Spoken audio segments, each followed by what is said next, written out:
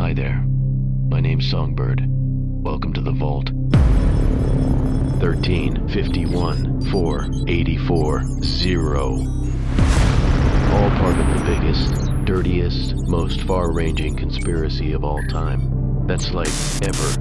And over the course of this series of transmissions, I'm gonna prove it to you. It's all here in the files. Don't go anywhere. This is full disclosure. All the way. And tonight we're talking the Lost Roswell File. Yeah, that file. Roswell File 13. The first number in the conspiracy code right there. 13. Lucky for us. Recognize this. Nobody gets this. Unless I say so. Yes, sir. Doesn't look like it. Bill. Unless I say so. The lab wasn't here soon enough. Hot juice. That's some shit right there. One more time. It's the original 35mm film I showed you last time. As I promised, I managed to clean it up so we could see the images and hear the audio more clearly. I'll play the cleaned up version in just a little bit. Stick around. File 13, the Lost Roswell File. I mean, it's made up of like hundreds of file chunks and volumes containing text documents, audio files, video files, you name it. We're scratching the surface with this chunk of retrieval footage, but you gotta start somewhere, and we're starting right here. Don't go anywhere. File 13 tonight. Then there's 51, which of course refers to Area 51. Now y'all know about Area 51, and we'll be heading down that way in just a little bit, unpacking the big secret hidden away in those black hole hangars.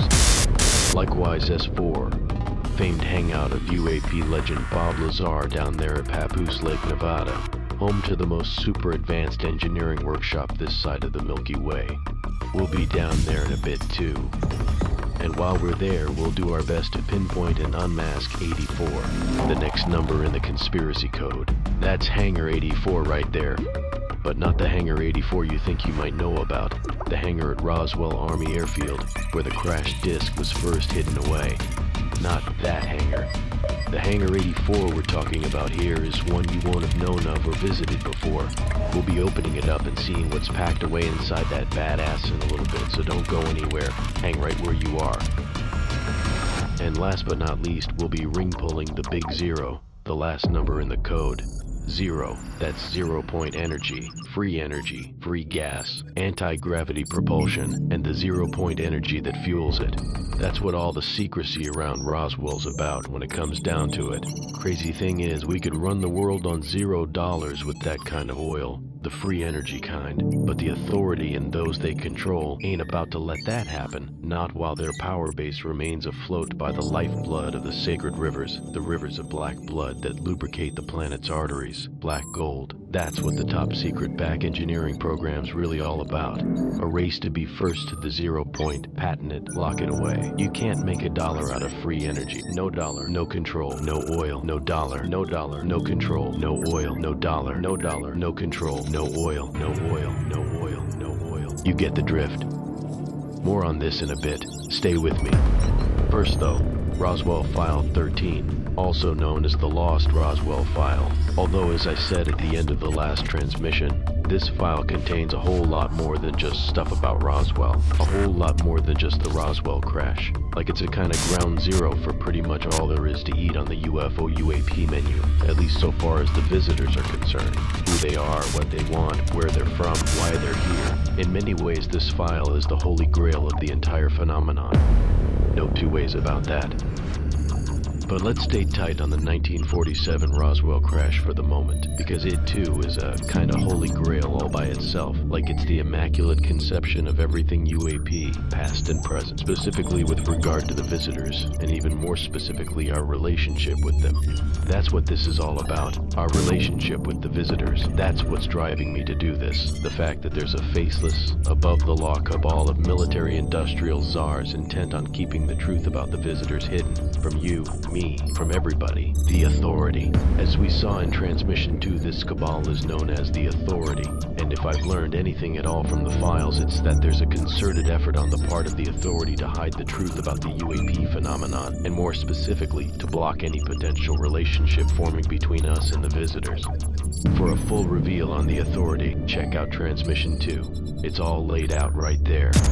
But look, whatever we talk about, however we lay it out, this is what it's all about. Full disclosure, mass contact, an interplanetary, interdimensional handshake. That's everything the visitors themselves are working to effect from their side, and everything the Authority is working to prevent from this side. Plain and simple.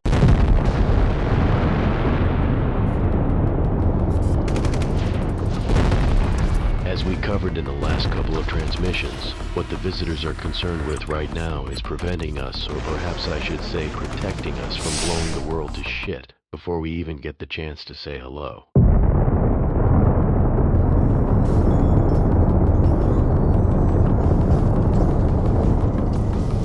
I mean, it's no coincidence that so many eyewitness and radar-tracked encounters have occurred near or often directly over sensitive military and nuclear installations. It's all here in the files. This is the reason I'm doing what I'm doing. I'm not here to reveal any genuine national security nuggets or anything else that might put American military personnel or operations in harm's way. I'm a military man myself, remember. I've taken an oath, and I will not break or violate that oath in any way. So help me God. But I do have something to say, and I'm gonna say it. I'm a military man, but I'm a man with a conscience, and I can't ignore what I've seen down here in the files. The visitors are reaching out. They're fully aware that we as a species have kind of skidded headlong into a new technological age, and that the planet's in jeopardy as a result. I mean, not only can we fly now, like not only can we jump into machines and take to the skies and space, we've split the atom too. We've rent the veil, blasted our way through to a new dimension, a new understanding, a new reality. Is anyone surprised at all that this has caught the attention of those who already live in that reality? Come on, this is a quantum leap in human evolution we're talking about, and the mechanics of that leap are being suppressed, withheld from you and me. It's not right. We gotta do all we can to help facilitate a soft landing for the visitors, if you get what I'm saying, because some of the most powerful people on the planet are doing all they can to prevent that landing taking place. We'll dive deeper into this moving forward, expose it, unpack it, the big secret. We'll go all in for full disclosure, mass contact. Who's down? Okay, let's get on the road before you'll shoot the shooter and leave the crazy dude all alone here by himself. Something I promised you last time. This footage right here out of File 13, the Lost Roswell File. The footage I showed you last time, but with the audio all cleaned up. Here we go. Look. Keep a 40-foot perimeter. Nobody gets inside unless I say so. Yes, sir. Smoke's still coming off the hull. Doesn't look like anything we've built. Just hold the line. The lab boys will be here soon enough. Wow, that's something else right there.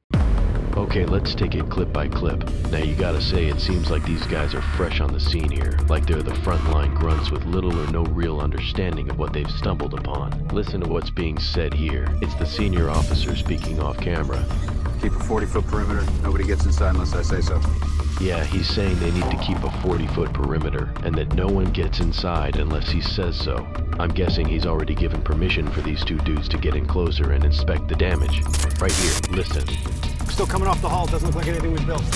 That's it right there. Smoke still coming off the hulls. Then he says he doesn't recognize it as anything the US military might have made. Here. Doesn't look like anything we've built. Yeah, doesn't look like anything we've built. Then the senior officer instructs them not to speculate or panic. Just hold the line. The lab boys will be here soon enough. The lab boys will be here soon enough, he says. And he's right. The lab boys will be there, and they'll cart that bad boy off to be worked over and patched up and maybe even test flown by Area 51's Top Gun pilots. We'll check that out in a bit when we head down to Groom Lake. Okay, one more time. Keep a 40-foot perimeter. Nobody gets inside unless I say so. Yes, sir. Smoke's still coming off the hull. Doesn't look like anything we've built. Just hold the line. The lab boys will be here soon enough. Won't you look at that? Gotta say, that's some piece of old school 35mm right there. So look, Hands up. I can't truthfully say I'm 100% certain that this is actual footage of the craft that came down in the New Mexico desert near Roswell in 1947, but my guess is that's exactly what we're looking at. Two reasons for that. Firstly, I found this little piece of 1940s Hollywood filed away with all the other data secured in this mothership file right here. Roswell File 13, the Lost Roswell File. Gotta be the Roswell craft, right? Also, some of the frames bear the Roswell name and timestamp. Look, you can see on this clip here, Roswell 07/08/47. That's July 8th, 1947, the day the military announced to the world they'd acquired a downed flying saucer. And here it is. No denying that one. True enough, the next day they changed their mind and claimed it was all a big mistake, that in fact the hypersonic flying saucer hundreds of eyewitnesses saw come crashing down to Earth on that fateful night was actually a weather balloon. Sure don't look like a weather balloon from where I'm sitting. But any which way, on July 8th, 1947, the military announced the recovery of a crashed flying saucer. Almost certainly this flying saucer right here. I mean, what is there not to see? The second reason I'm guessing this is original Roswell crash retrieval footage is because the files only mention one crash, so it's difficult to imagine what else it could be. I mean, could be there was more than one crash. I know this is a claim doing the rounds in UFO UAP circles, and it's something we'll address moving forward, but I can only tell you what's logged here in the files, and according to the files I got right here in front of me, there was only one crash retrieval in the summer of 1947. That's not to say there haven't been more before or since. In fact, I'll be showing you some mind-blowing footage next time that proves beyond question that there's been more than one crash, more than one retrieval, but not in 1947. Despite all the noise to the contrary, the Roswell event was the only one of its kind in the summer of 1947. The files are unambiguous about that. They're unambiguous about this, too. As we covered in the last couple of transmissions, the retrieved craft was transported back to Roswell Army Airfield before being transferred to the Strategic Air Command Base in Fort Worth, Texas. From there it was taken to Wright Field in Dayton, Ohio, home of the U.S. military's Foreign Technology Division. But that wasn't the end of its journey. Take a look at this. Look here, June 4th, 1951, some 4 years after the crash retrieval. 4 years to the day, incidentally, after the fake launch of the Project Mogul spy balloon flight number 4, the balloon the military still claim was what actually crashed out there in the New Mexico desert. First it was a flying saucer, then it was a weather balloon, later still a spy balloon. Transmission 4 has the full story on this, the fake balloon story. Check it out. It's all laid out there in big, bold capital letters. You can't miss it. June 4th, 1951 then. On this date, the craft was signed out of Wright Field, and a day later, on June 5th, 1951, it officially became the property of a Special Access Delta Operations Unit installed at a facility close to Groom Lake in Nevada, a facility that would later become designated Area 51. Here, look. It says URV-001. That's the designated transfer code for the Roswell craft right there. I'm not 100% on what the URV stands for, but I'm guessing it's probably unacknowledged, retrieved, or recovered vehicle. In military intelligence terms, unacknowledged is a classification status, meaning that the existence of whatever carries this classification is not acknowledged. In other words, it doesn't exist officially. Its need to know is the highest there is. Higher than Congress, higher than the president, higher than any general or elected representative except the few who work for the authority. Simply put, it's a black program, in every sense of the word. So look, here, it says, URV-001, successfully transferred from AFMC. That's the Air Force Materiel Command at Wright-Patterson Air Force Base. URV-001, successfully transferred from AFMC, received by DOCO and hangared in 84, Groom Lake. So it's saying the craft was received by DOCO, that's Delta Operations Commanding Officer, and hangared in 84. In other words, it was stored in a facility designated Hangar 84, a location described on a separate page of this same file as a facility close to Groom Lake. It's possible that this facility close to Groom Lake could actually be S4, of course, the facility made famous by UAP legend Bob Lazar. We'll zoom right in on Bob Lazar in just a bit. see what we got in the files that might fit snug with his own amazing story. Stay right where you are for that. But this particular file doesn't specifically mention S4. It just says the craft was stored in Hangar 84, and I'm guessing the Hangar 84 designation is a reference, maybe even a tongue-in-cheek reference to the hangar in which the craft was first stored at Roswell Army Airfield back in 1947. As we saw last time, immediately following the retrieval operation, the craft was taken back to Roswell Army Airfield and stashed away inside a secure lockup known as Hangar P3, which was situated inside the base's building 84. Hence, over time, Hangar P3's name kind of morphed into Hangar 84, and this new designation became embedded in UAP folklore. But anyway up. In File 13, the location of the Roswell craft's final resting place is given as Hangar 84, near Groom Lake, Nevada, and it states loud and clear that Hangar 84 was not some kind of visitor museum where busloads of tourists drop by to view this sexy new artifact from outer space. No, what went on inside Hangar 84 was a concerted continuation of the back engineering process that had begun inside one of the Foreign Technology Division hangars at Wright Field in 1947. Wright Field, known today as Wright-Patterson Air Force Base in Dayton, Ohio, home of NASIC, the National Air and Space Intelligence Center, where, as many of you now know, I spent the past some years before being press-ganged into the Blue Moon program and harbored away down here to look after the files we're all talking about. Like I've said before, it was anything but a voluntary transfer. But as I've also said, say no to the authority, and you likely end up donating your organs to science. It's all good, though. My time at NASIC gave me the best grounding in what I could expect to find in the cosmic files stored down here.